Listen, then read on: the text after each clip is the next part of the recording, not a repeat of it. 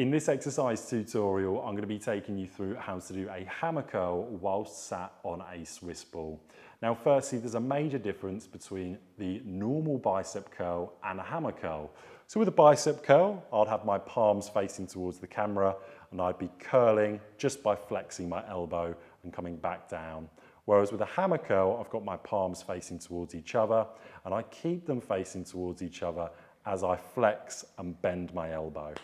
Now, if you're using really heavy weights for this, I'd start off with the weights out in front of you, squat down, pick them up with a nice straight back, and then sit back onto your Swiss ball. If you're using light weights, like I am for the purpose of this demonstration, you'll be able to be in a seated position and then just pick the weights up with a nice straight back. Now remember, if you are using heavy weights, you don't want to be sat down first. I'd recommend deadlifting the weights up. Now firstly, bring your feet together and your knees together. This is so the knees are out of the way. You're not going to knock into the knees during the exercise. Now I'm going to have my shoulders back and I've got these dumbbells just outside of the Swiss ball. And think about just your elbow bending as you come up and back down.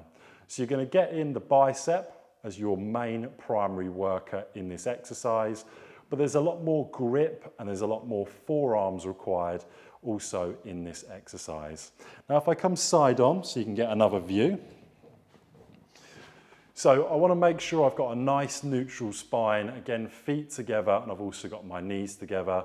From here, all the movement just comes from my elbow.